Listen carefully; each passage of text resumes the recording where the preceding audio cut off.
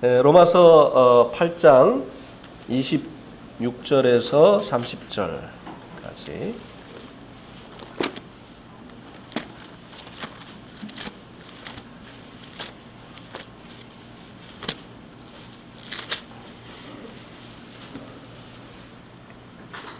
(26절에서) (30절까지) 우리 형제님들이 한 절, 자매님들이 한 절 이렇게 교독을 하시고 30절은 같이 읽겠습니다. 우리 형제님들이 26절 읽겠습니다. 시작. 이와 같이 성령도 우리의 연약함을 도우시나니 우리는 마땅히 기도할 바를 알지 못하나 오직 성령이 말할 수 없는 간식으로 우리를 위하여 친히 간구하시느니라.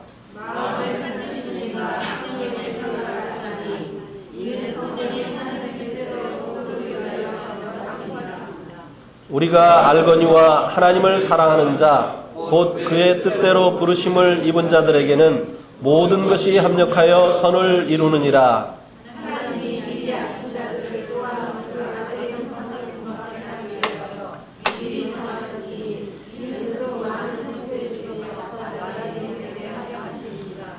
또 미리 정하신 그들을 또한 부르시고 부르신 그들을 또한 의롭다 하시고 의롭다 하신 그들을 또한 영화롭게 하셨느니라. 오늘 말씀의 제목은 성령님의 말할 수 없는 탄식입니다. 로마서 8장은 성령님에 관한 말씀입니다. 특별히 로마서 7장에 사람의 탄식에 대한 해결책으로서의 성령님에 대해서 말씀해주고 있습니다. 7장 24절에 보면 탄식이 나와 있는데요. 오라 나는 곤고한 사람이로다. 이 사망의 몸에서 누가 나를 건져내랴. 이 탄식에 대한 대책으로 하나님께서 성령님을 보내주신 것입니다. 그런데 이 탄식은 이 탄식의 이유가 23절에 나와 있죠. 내 지체 속에서 한 다른 법이 내 마음의 법과 싸워 내 지체 속에 있는 죄의 법으로 나를 사로잡는 것을 보는도다. 마음의 법과 죄의 법이 싸우는데 늘 마음의 법이 패하기 때문에 원하는 바 선을 행치 못하고 원치 아니하는 바 악을 행하는 이 모순된 삶을 사는 이들의 탄식이죠. 이 탄식을 거두어 주시는 분이 바로 성령님이시라고 하는 것입니다. 그래서 8장 2절에 우리가 이미 살펴본 대로 이는 그리스도 예수 안에 있는 생명의 성령의 법이 죄와 사망의 법에서 너를 해방하였습니다. 그러나 이제 이 로마서 8장에서는요. 또 다른 탄식 3가지에 대해서 말씀해 주고 있습니다. 이미 살펴본 2가지의 탄식이 있죠. 22절에 보면 피조물들의 탄식입니다. 이 피조물들은 인간이 범죄함으로 함께 사망의 종로로 타는 허무함 때문에 하는 이 탄식을 하고 있는 것입니다. 그리고 이제 두 번째는 23절에 나와 있는데요. 성령의 처음 익은 열매를 받은 우리까지도 속으로 탄식한다. 양자 될 것 곧 몸의 속량을 기다린다.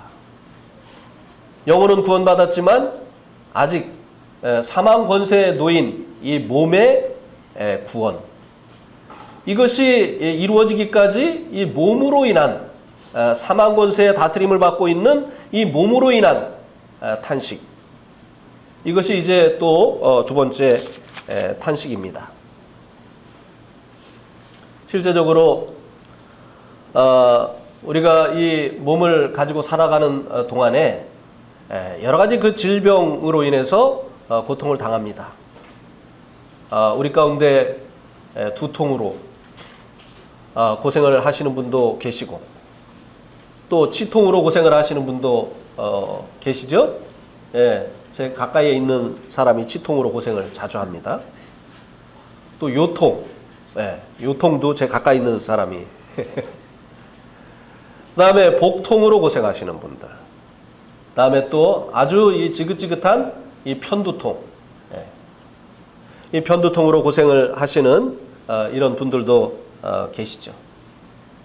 그런데 우리가 새 몸을 얻게 되어질 때 바로 이런 고통으로부터, 이런 것들로 인한 탄식으로부터 벗어나게 되어진다고 하는 것입니다.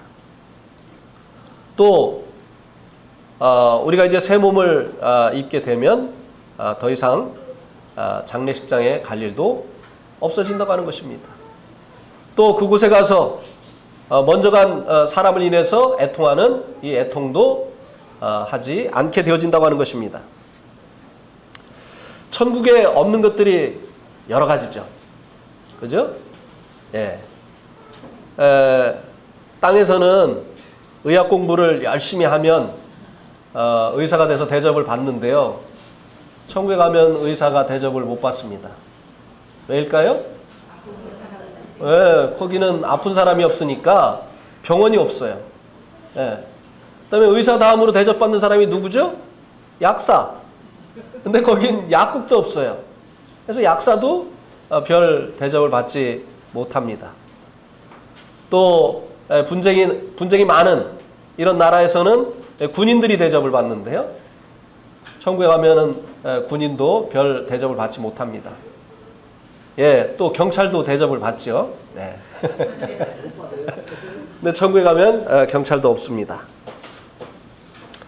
우리의 이 몸의 구속이 이루어지고 나면 몸으로 인한 이 탄식도 같이 사라지게 되는 것이죠.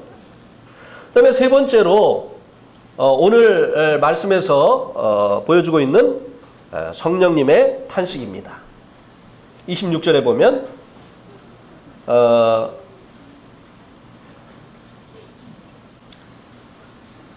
오직 성령이 말할 수 없는 탄식으로 우리를 위하여 친히 간구하신다. 26절에서 말씀해주고 있는 이 성령님의 탄식입니다. 앞에서 나타난 이 세 가지의 탄식, 모순된 삶으로 말미암은 이 탄식, 이것은 자기들의 죄의 문제로 인해서 갖게 되어지는 탄식이죠. 피조물의 탄식도 사람의 죄로 인해서 찾아온 이 사망 권세로 인한 탄식입니다. 또 구속받지 못한, 아직도 이 사망의 권세 가운데 있는 이 몸으로 인한 탄식도 역시 사람의 죄로 인한 탄식입니다. 그런데 이 성령님의 탄식은 자신의 그 문제 때문에 갖는 그 탄식이 아니라고 하는 것입니다. 이 성령님의 탄식은 앞에 있는 이 세 탄식과는 달리 사실 이 피조물들의 이 탄식, 특별히 이 사람들의 탄식 때문에 하시는 이 탄식이라고 하는 것입니다. 아픈 아이를 놓고 탄식하는 엄마의 탄식과 같은 그런 탄식이라고 생각을 할 수가 있습니다. 호연이가 1개월 됐을 때인데요. 유문 협착증이라고 하는 병이 걸렸어요.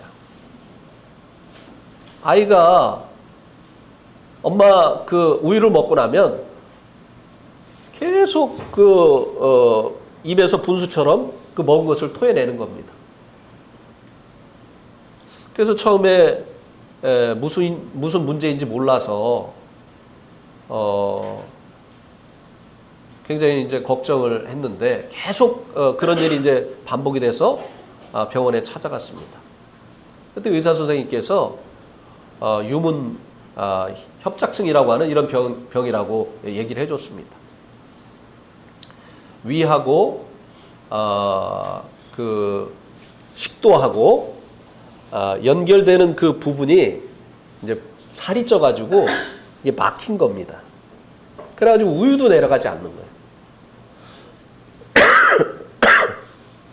그래서 수술을 하지 않으면 이제 얘는 양식이 공급이 안 되니까 이제 죽을 수밖에 없다는 거죠. 근데 그때 그 호연이가 이제 1개월밖에 안 됐거든. 호연이의 그 크기는 엄마 팔뚝만 했어요. 요만한 애가 수술을 해야 된다고 하니까 너무 기가 막혔어. 그래서 이제 서울에 있는 그 영동 세브란스 병원에 입원을 시켜서 이제 결국은 수술을 하게 됐는데요. 정말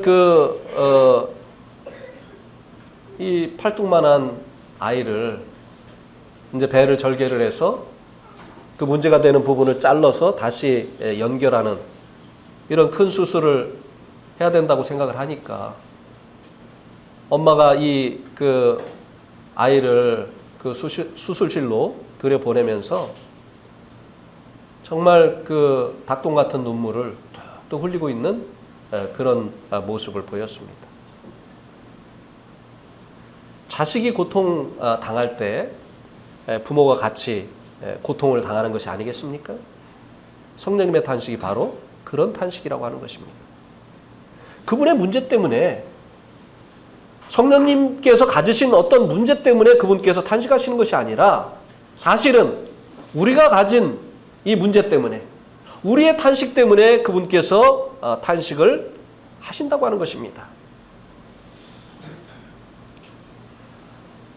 그런데 이 성령님의 탄식을 26절에 한번 보시기 바랍니다. 말할 수 없는 탄식이다. 말할 수 없는 탄식이다. 이렇게 말씀해 주고 있습니다. 말할 수 없는 탄식이다. 말할 수 없는 탄식이라고 하는 이 의미가 무엇을 말씀해 주고 있습니까? 어머니의 은혜는 정말 말로 표현할 수가 없다. 그때 그 일은 내가 정말 말로 다 할 수가 없다.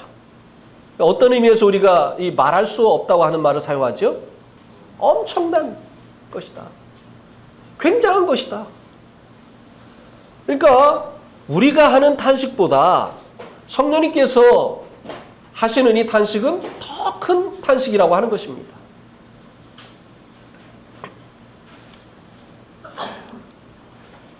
우리 한번 마태복음 27장 45절을 한번 보시겠습니까?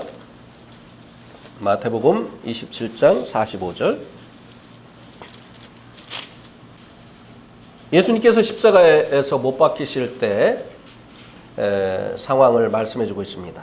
우리 한번 같이 읽겠습니다. 시작. 제 육시로부터 온 땅에 어둠이 임하여 제 구시까지 계속되더니. 왜 밝던 하늘이 갑자기 어두워졌을까요? 3시간 동안. 이유가 무엇일까요? 하나님께서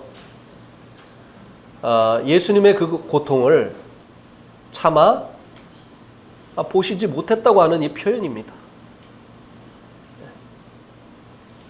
부모가 자식이 고통당할 때 그 고통을 차마 보지 못하잖아.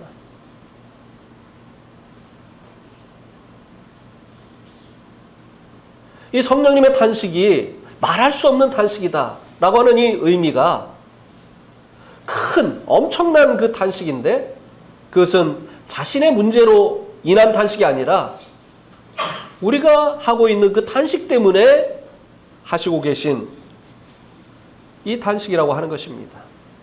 아버지 하나님께서 우리 주님께서 십자가에서 그 고난을 당하실 때 당했던 그 고통이 있었던 것이죠. 견딜 수 없었던 것입니다. 여러분들도 그런 경험이 있으실 겁니다. 자식들이 어려운 일을 당할 때 차라리 내가 그 고통을 당했더라면 하면서 이 자식보다 더 마음 아파하고 힘들어 했었던 이런 경험이 여러분들에게 있었을 것입니다. 성령님의 탄식이 바로 그런 탄식이라고 이해를 하시면 될 것입니다. 그래서 성령님의 탄식은 우리들의 그 탄식보다 더 큰 탄식이다 라고 하는 것입니다. 그런데 성령님께서는 탄식만 하지 않고 우리의 연약함을 도우시고 우리를 위해서 기도해 주신다고 말씀해 주고 있습니다. 로마서 8장 26절로 다시 돌아오시면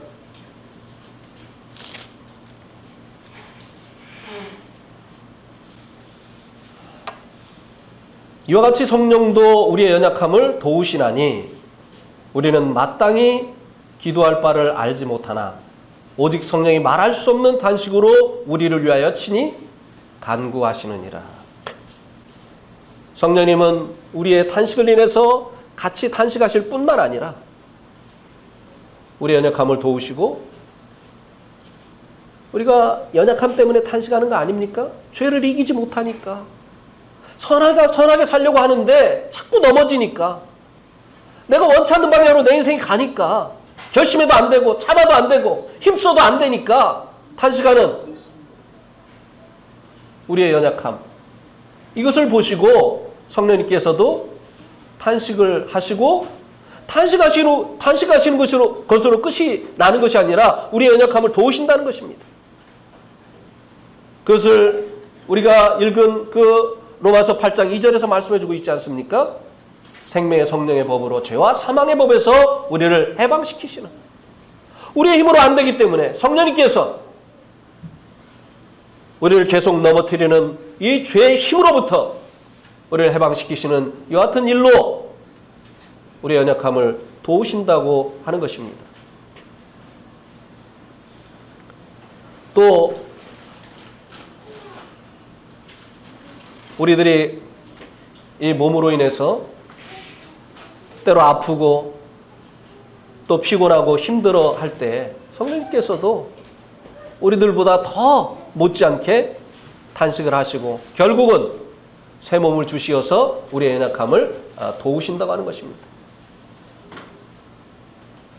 사람이 할 수 없는 일 중에 정말 할 수 없는 일이 무엇입니까? 죽음을 피할 수 없는 것이에요. 어떤 권력자도 그 권력으로 죽음을 피하지 못했습니다. 어떤 부자도 자기가 가진 그 재물로 죽음을 피하지 못했어요. 어떤 유명한 사람도 자기의 그 명성으로 죽음을 이기지 못했습니다. 우리는 연약해요, 죽음에 대해서. 우리 몸은 죽습니다. 피할 수가 없어요. 그런데 성령님께서 우리의 연약함을 도우신다는 것입니다. 그분은 강하시기 때문에, 그분은 하나님이시기 때문에 우리를 그 죽음에서 이제 건지시는, 영원히 살 수 있는 이 몸으로 우리를 변화시켜 주신다고 하는 것입니다. 그리고 성령님께서는 우리를 위해서 기도를 하십니다. 성령님의 이 탄식은 기도로 바뀐다고 하는 것입니다. 우리는 때로 그냥 탄식으로 끝날 때가 많잖아요. 다른 사람을 위해서도 그냥 걱정만 해주고 더 이상 무엇을 해줄 수 없기 때문에 그냥 같이 아파하는 것으로, 그것으로 끝날 때가 많이 있지 않습니까? 그런데 이 성령님께서는 우리의 탄식을 위해서 같이 탄식하실 뿐만 아니라 그 탄식이 기도로 바뀐다고 하는 것입니다. 근데 27절에 보면 하나님께서 성령님의 생각을 아신다고 하는 것입니다. 또 성령님도 하나님의 뜻을 너무나 잘 아시기 때문에 이 성령님의 기도는 하나님의 뜻대로 드리는 기도가 된다고 하는 것입니다. 늘 성령님은 우리를 위해서 기도하는데요, 정확히 하나님의 뜻에 합한 이 기도를 해주신다는 것입니다. 우리 엉뚱한 기도할 때가 많아요. 하나님의 뜻이 아닌 것을 구할 때가 많습니다. 예. 우리가 어떻게 기도할지 모를 때가 참 많습니다. 정말 우리가 기도를 배워야 돼요. 하나님의 뜻과 전혀 다른, 그냥 무조건 그냥 달라고만 하면 주는 줄 알고 우리에게 해가 되는 것을 구할 때도 있고 다른 성도에게 유익이 안 되는 것을 구할 때도 있습니다. 왜? 그때는 그게 우리에게 꼭 필요한 것처럼 생각이 되거든요. 그렇게 해줘야만 될 것 같거든요. 그런데 때로는 그것이 하나님의 뜻과 일치하지 않기 때문에 그것을 주면 하나님께서 그 기도에 응답해 주시면 결국은 우리에게 해가 되어진다고 하는 것입니다. 아이가 칼을 달라고 하면 주겠습니까? 자기는 그게 꼭 필요하다고 하는데 칼을 달라고 하는 그 아이에게 그 칼을 줄 부모가 없지 않습니까? 전갈을 달라고 하면 그것을 가지고 놀겠다고 전갈을 달라고 하면 전갈을 주겠습니까? 그런데도 우리는 자기가 해가 되는 줄도 모르고 때로는 구할 수가 있다고 하는 것입니다.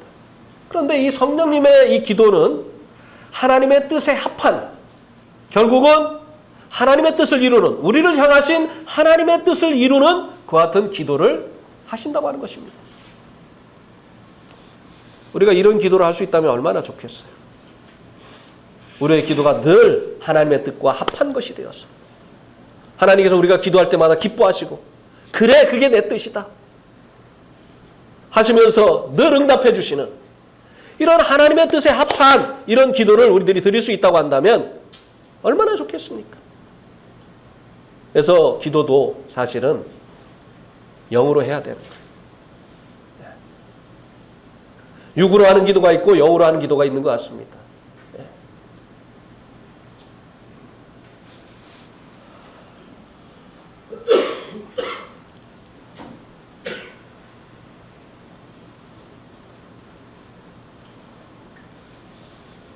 성령님의 기도는 우리의 탄식의 결과라고 말씀을 드렸습니다. 우리의 탄식은 인간의 우리들의 타락 때문에 생긴 것입니다. 그럼에도 불구하고 성령님께서는 하나님께서는 우리를 사랑하시기 때문에 우리들을 도우시고 그리고 또 우리들을 위해서 하나님의 뜻에 합당한 이런 기도를 드리신다고 하는 것입니다.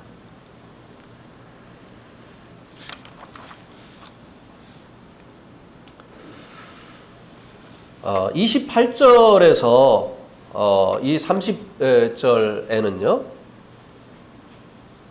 성령님께서 드리시는 더 진보된 성령님이 기도하시는 더 진보된 하나님의 뜻에 대해서 말씀해주고 있습니다. 죄와 사망의 법에서 건지시고 사망의 몸에서 구원해 주시는 것은 사실 하나님의 소극적인 뜻이라고 말씀을 드릴 수 있습니다. 우리가 죄에게 종노릇하고 그리고 이 죽음에 굴복하는 여기로부터 구원해 주는 이 구원은 소극적인 하나님의 뜻입니다. 하나님의 성도를 향한 더 적극적인 뜻이 있습니다. 그거 굉장히 중요한 거예요. 많은 성도들이요, 그냥 여기에만 머물러 있어요. 죄의 문제 해결받는 거, 그 다음에 주님 오셔서 몸의 부활을 얻는 거. 여기에만 많은 성도들의 신앙이 머물러 있습니다. 그러나 이 28절부터 30절까지는 성도들을 향하신 하나님의 더 깊은 이런 뜻이 있다고 하는 것을 보여주고 있는 것입니다. 성령님은 하나님의 뜻에 합한 기도를 하는데 더 진보된 하나님의 뜻이 무엇인가를, 더 적극적인 하나님의 뜻이 무엇인가를 여기 이 말씀이 보여주고 있다고 하는 것입니다. 그것이 무엇입니까? 그것이 무엇이죠? 29절에 있는 것처럼 그 아들의 형상을 본받는 것이에요. 사실 우리가 죄로부터 구원받고요, 구원받은 거 이거는요, 원래 타락하기 전에 그 상태로 회복된 거예요. 그죠? 그렇습니까? 안 그렇습니까? 죄를 안 지었다면, 사람이 죄를 안 지었다면 구속의 이 수고를 하실 필요도 없었던 것입니다. 그러나 하나님께서 인간을 지으신 목적은 사람을 구원하시기 위해서, 죄 짓고 난 다음에 구원하시기 위해서 하나님께서 인간을 지으신 것이 아니지 않습니까? 그래요, 안 그래요? 이 구원의 일은요, 사람이 죄 짓고 타락했기 때문에 하나님께서 하신 일이에요. 원래 상태로 되돌려 놓으신 거예요. 그러면 이 인간을 향하신 하나님의 원래의 그 목적, 사람을 지으신 원래의 그 목적이 무엇이냐고 하는 것이에요.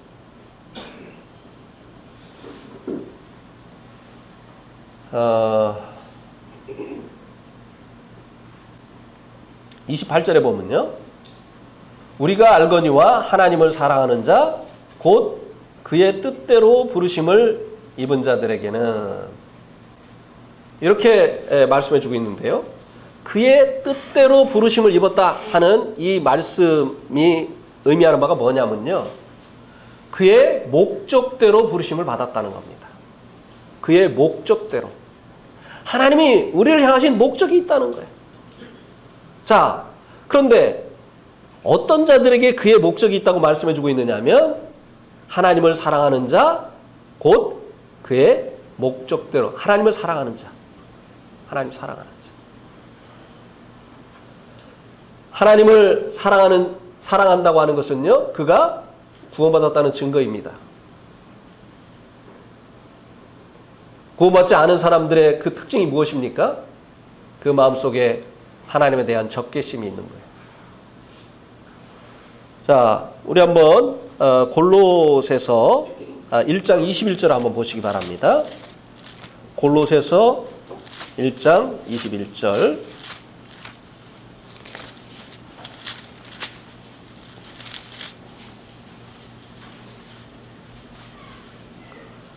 골로새서 1장 21절.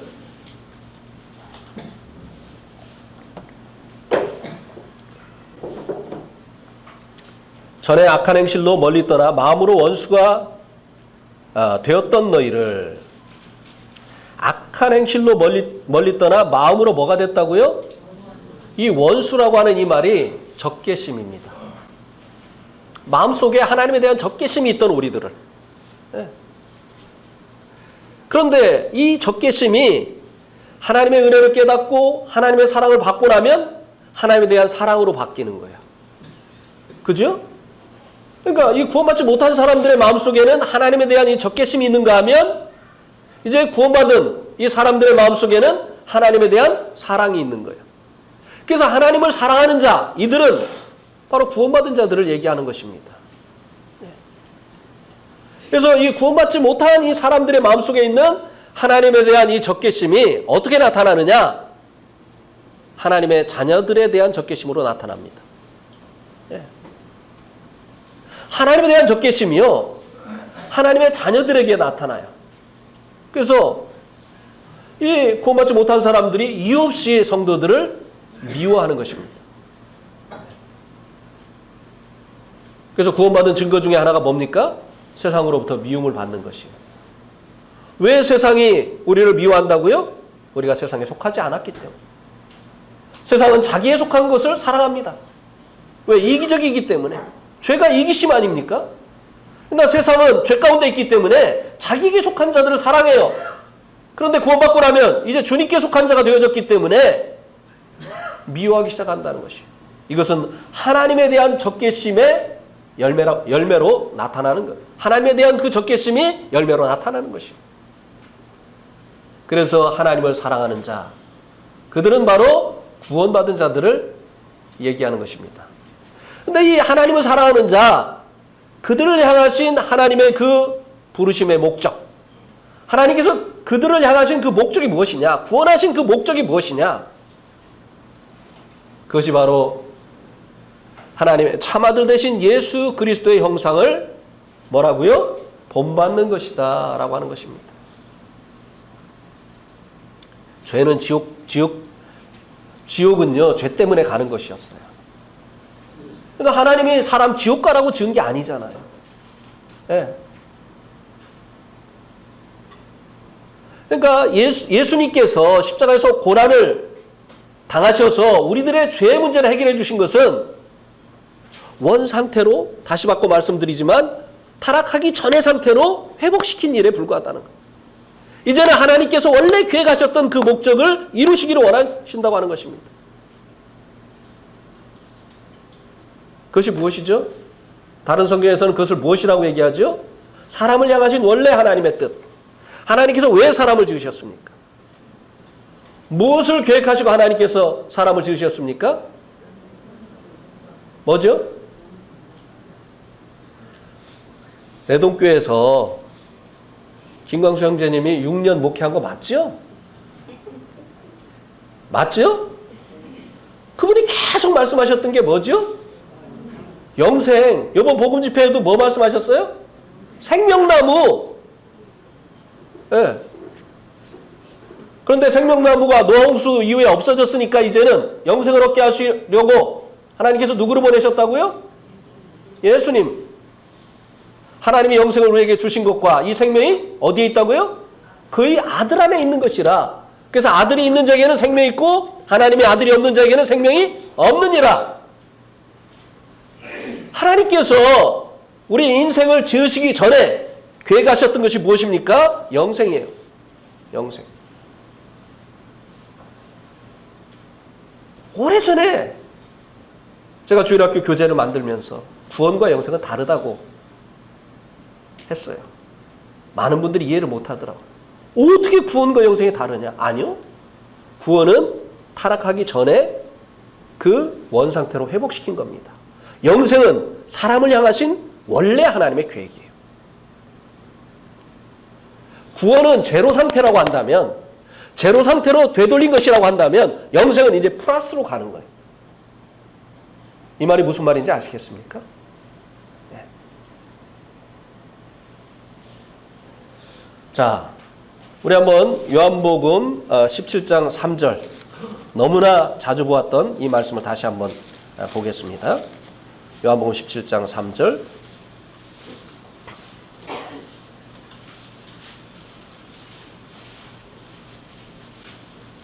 우리 같이 읽겠습니다. 시작. 영생은 곧 유일하신 참 하나님과 그가 보내신 자 예수 그리스도를 아는 것이니라. 영생은 그냥 시간적으로 오래오래 사는 것만이 아닙니다. 영생은 유일하신 참 하나님과 그의 보내신 자 아들 예수 그리스도를 어떻게 하는 것이라고요? 아는 것이다. 안다고 하는 말은 헬라어에 두 가지가 있죠. 에도, 남에게 들어서 아는 것. 기노스, 이것은 내가 직접 경험해서 아는 것. 근데 제가 헬라어 성경을 찾아보니까 기노스예요. 예수 그리스도를 내가 만나서 그분과 교제를 통해서 그분을 아는 것. 하나님은 하늘에 계시니까 예수님을 통해서 우리가 하나님을 아는 것. 이게 뭐라고요? 이게 영생이라는 거예요. 그러니까 영생은 그분과의 교제입니다. 그래서 그분과의 교제를 통해서 그분을 아는 것이에요. 그분을 알아가는 것이에요. 그래서 참으로 영생을 얻은 사람들은요, 하나님은 사랑이시래라고 말하잖아요. 뭐라고 하죠? 하나님은 사랑이시야! 라고 얘기해요. 내가 경험했어. 예수님은 온유하신 분이래 라고 얘기하잖아요. 영생을 얻은 사람들은 예수님은 온유하신 분이야. 그분 자비하신 분이야. 너가 경험하는 거예요. 근데 맨날 연구만 하는 사람은 무슨 논적으로 얘기하고 이러는데 자기 얘기가 없어요. 임마누엘의 하나님이 없어요. 지금 나와 함께 하시는 그분이 없어요. 네. 그러니까 사람들의 여기만 그냥 살찌게 해주는 거예요. 네. 정말 하나님을 알게 하는 것이 아니에요. 그냥 지적으로, 학적으로 여기만. 네.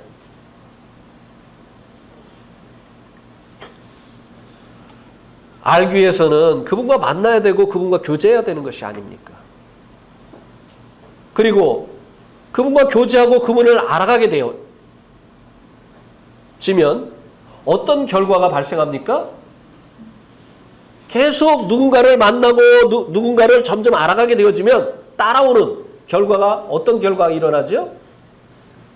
제가 제 아내와 만나서 지금 이제 같이 살고 있는데요. 정말 둘이 많이 닮았어요, 이제는. 우리처럼 안 맞는 사람 없습니다. 하나도 맞는 게 없어요. 저는 고기를 좋아하는데 저 사람은 야채를 좋아해요. 그래가지고 어디 외식하러 가면은 이게 어디를 가야 될지를 모르는 거예요. 옛날엔 저 위주로 고깃집에 갔죠. 아내에게 외식 시켜준다고 해놓고는, 그리고 제가 좋아하는 고깃집 갔다 와가지고 제가 속으로 오늘 외식 시켜줬다 이렇게 생각해요. 네. 저는 그때 당시에 국물을 좋아했는데 저희 아내는 뽀송뽀송한 거를 좋아합니다. 네. 저는 그때 당시에, 지금 바뀌었습니다만, 저는 그때 당시에 시원한 게 좋은데 저희 아내는 따뜻한 거를 좋아해요. 어떻게 살아요 도대체? 하여튼 저는 밖으로 다니는 것을 좋아하는데 저희 아내는 가만히 있으면 행복해요. 그러니까 어디 가자고 하면 벌써 막 오만 인상을 다 찌푸리는 거예요. 예. 유등천을 제가 같이 걷고 싶어가지고 몇 번을 얘기했는데 한 2번 같이 갔었나요? 안 따라와요. 뒤에서 안 따라와. 나오긴 나왔는데 막 억지로. 어떤 날은 슬리퍼를 신고 오는 거예요. 가기 싫다는 거죠. 예? 하여튼 맞는 게 하나도 없어요. 그러니까 어떻게 살아? 예. 저는 축구를 참 좋아하잖아요. 근데 축구가 어떻게 이기는지도 모르는 사람이었어요. 예. 근데 이런 서로 다른 사람들이 만나서 살다 보니까 지금 어떻게 됐어요? 많이 통해요. 예. 예. 우리가 이제 네팔에서 그 잉글리시 프리미어 리그를 많이 봤거든요. 그래가지고 맨체스터 유나이티드의 옛날에 그때 당시에 메인 플레이어가 웨인 루니였거든요. 이런 얘기를 하면 옛날 같으면 이게 무슨 얘기야? 웨인 루니가 누구야? 예? 잉글리시 프리미어 리그가 뭐야? 막. 걔는 왜 이렇게 다쳐? 막 이제는 아내가 이렇게 얘기를 합니다. 예. 지금 웨인 루니가 어느 팀으로 간 줄 아세요? 예? 요새는 안 보죠? 예. 에버턴으로 갔어요. 에버턴. 황 형제님 알죠? 황철민 형제님, 웨인 루니가 에버턴으로 갔습니다.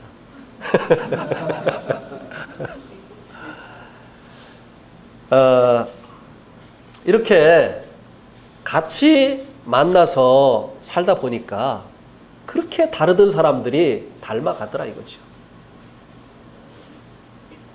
이 영생이 무엇이냐? 그분과의 교제예요. 그분을 알아가는 것입니다.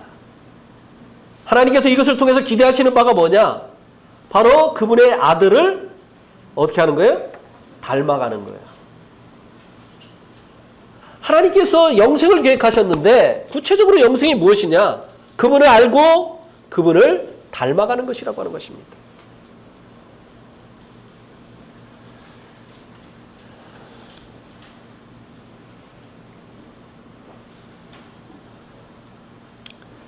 우리가 얼마나 주님을 만나기 전에는 이기적인 사람들이었습니까? 그죠? 저도 이제 결혼을 했습니다만 제 결혼식 할 때 저를 알고 있는 모든 분들이 와주기를 바랬죠. 그죠? 근데 이제 꼭 올 거라고 기대했던 분이 안 보이면 실망을 하죠. 그렇습니까? 안 그렇습니까? 결혼하신 분들 그래요, 안 그래요? 저만 그랬나 그래. 하여튼 안 맞아, 내 동기하고 나하고는. 다 그렇잖아요. 자기가 결혼할 때는 자기가 알고 있는 모든 지인들이 와서 축하해 주기를 원하잖아요. 근데 다른 사람이 결혼할 때는 일이 있으면 안 가잖아요. 네. 얼마나 우리가 이기적입니까? 그런데 주님을 닮는다고 하는 것은 이런 우리의 내적 성품이 온전히 자기를 비워서 종의 형체를 취하시고 죽기까지 아버지의 뜻이 자신의 생애를 통해서 이루어지기를 원하셨던 그 주님을 우리가 닮기를 원하는 것이라고 하는 것입니다. 우리가 구원받은 이것이 목적이고 그리고 성령님이 더 적극적으로 기도하는 기도의 제목이라고 하는 것입니다. 이것이 또 성령님께서 탄식하시는 이유 중에 하나이기도 하다고 하는 것입니다. 아이가 태어나면 참 기쁘죠. 그런데 태어난 아기가 말할 때가 됐는데 말을 못하는 거예요. 부모의 마음이 안타깝습니까? 안 안타깝습니까? 유겸이도 오랫동안 말 안 했잖아요. 그 부모 속이 얼마나 탔겠어요. 예? 우린 그거 몰라요. 탔어요? 안 탔어요? 오늘 계속 안 맞네요. 근데 지금 얼마나 말을 잘해요? 예? 좋잖아요. 때가 돼서 말을 해야 되는데 말하지 못하면요. 참 걱정되지요. 예. 또 아이들이 어느 정도 시간이 지나면 오줌을 가리고 또 대변을 가리고 이렇게 해야 되는데 못해요. 그래서 제가 아는 한 아이는요. 초등학교에도 기저귀를 차고 갔습니다. 그 아이를 보는 부모의 마음은 정말 너무나 아픈 거예요. 초등학교에 들어가는데 기저귀를 차고 갔다니까요. 지금은 이제 뭐 군대 갔다 와서 정상적으로 생활을 합니다만 네? 제가 알고 있는 그 형제님의 자녀의 이야기예요.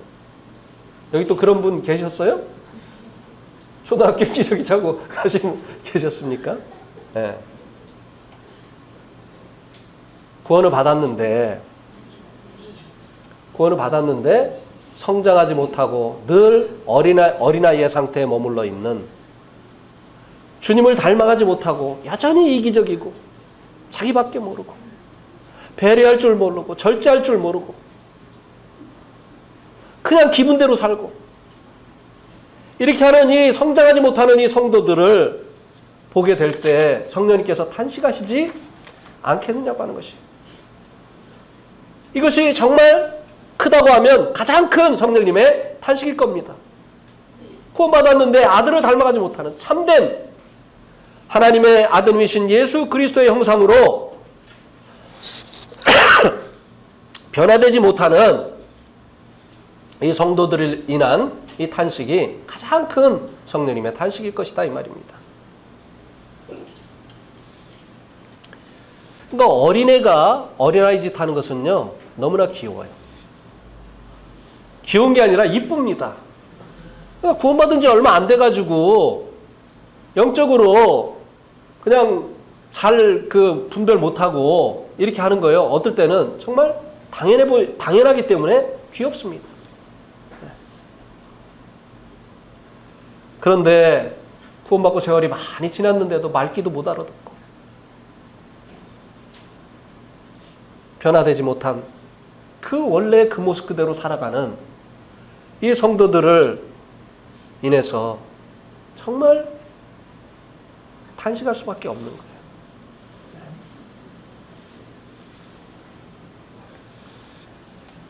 자기밖에 모르고 배려할 줄 모르고 화가 나면 참아야 되는데 그냥 폭발시켜버리고 자기를 위해서는 아까운 줄 모르고 남을 위해서는 인색하고 철저히 계산기 두드리고 늘 잘난 체하고 입만 벌리면 잘난 체. 삐지기는 또 왜 이렇게 잘 삐져? 그리고 또 무책임하고. 이게 어린아이 일들인데 이게 구원받은 지 오래돼가지고도 이렇게 하면 이건 골칫거리죠. 탄식거리죠.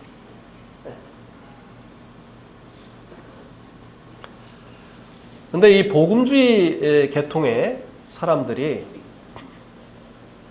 오해하고 있는 것이 있습니다. 그게 뭔가 하면요. 외식하지 말라고 하는 것과 그리고 우리가 주님으로 인해서 때로는 절제하고 그리고 또 자기를 통제하는 이런 것과는 다른 것인데 이것을 외식이라고 생각하는 경우가 있어요. 그러니까 주님이 외식하지 말라고 했다고 해가지고 내가 화가 나는데 안 난 것처럼 행동하는 게 그거 외식 아니냐. 그래가지고 우리는 외식 안 한다 그래가지고 화가 나면 화가 난 대로 말하고 행동하고 막 그냥 위아래도 모르고 화가 나면 그런 사람들 있죠. 구원 받았는데도 화만 났다 하면 위아래도 몰라. 어른한테도 반말 막 하고 그냥 해서는 안 될 말 하고 해서는 안 될 행동하고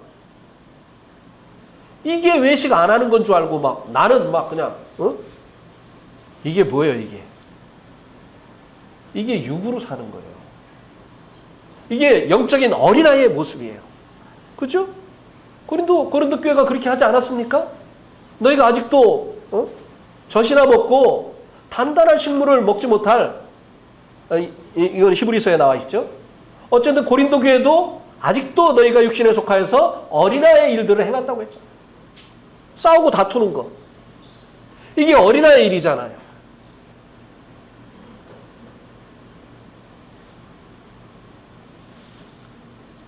이거는요. 우리가 화가 나고 그럴 때 그를 성령님으로 인해서 다스리고 절제하고 이렇게 하는 것이 외식이 아니에요.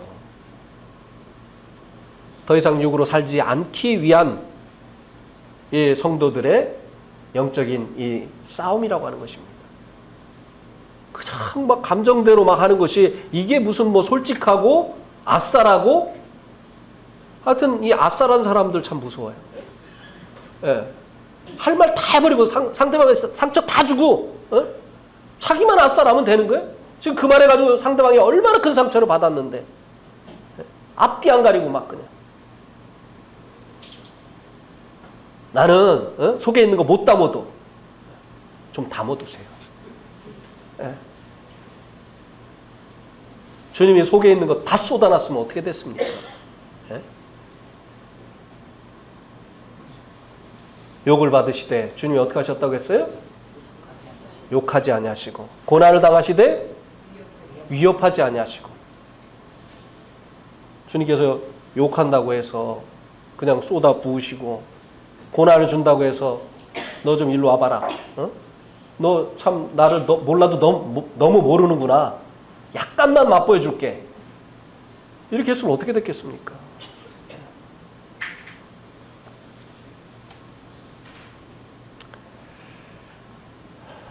성도들이 이렇게 육으로 행할 때마다 성령님께서 안타까워하시고 탄식하시는 것입니다. 그래서 30절에서는 성령님께서 하나님께서 우리를 그 부르신 그 부르심의 목적을 이루시기 위해서 일하시는 것에 대해서 말씀해 주고 있습니다. 첫 번째는 정하신 자들을 어떻게 한다고 했습니까? 부르시는 거죠.